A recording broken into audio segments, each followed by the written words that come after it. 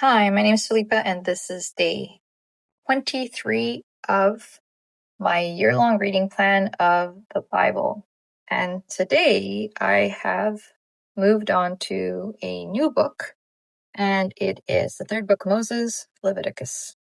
And here we have basically an explanation of all of the burnt offerings, meats and breads, and all different types of offerings, basically for different types of sins. And we have the sin offering of ignorance, of congregation, of the ruler for other individuals. And so basically, it's very clear instructions of what animals to offer, the types of meat to offer, what to keep, what to leave, what to burn, what to save, who gets to eat it. And I actually thought it was interesting that usually, like the peace offering, it says here is a male or a female of a herd, and otherwise burnt offerings of the herd. I kind of thought that this is interesting because this burnt offering it says a male without blemish, and it's a bullock. And so I was kind of thinking, like, this is like the biggest almost honor of an offering that a person or a follower or a person of faith could offer to the Lord. Because if you think about it, a bull would have been the animal that could have maybe provided the most for a family because of its size, because of the usability of it, of the meat and everything else that came with it.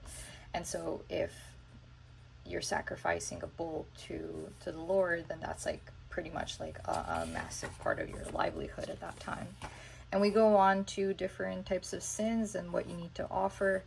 And so it's interesting because God is obviously accommodating people who maybe can't offer or can't afford a lot. So instead of a bull or a calf or a lamb, you can bring maybe 2 pigeons or some fine flour. But if it's for a sin, you can't put any oil on it or frankincense. And then, of course, there's offering of sin for trespass that you do knowingly, which is interesting because it says for the person who sinned and is guilty, that person should restore what they took away or were deceitfully gotten, which makes sense for maybe like a physical thing. But how do you return something that you really can't return, like somebody's feelings, right? If you can't restore their faith, or if you assault them and you can't restore their trust and things like that. So that's interesting because it doesn't kind of elaborate more on that, but maybe that wasn't a thing back in that time. And we continue on, and there's some more laws about peace offerings, and this is where we end. So tomorrow is chapter 8. Moses consecrates Aaron and his sons.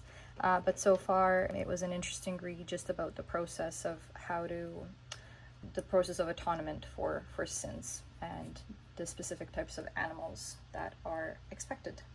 So I will see you tomorrow for day 24 on chapter 8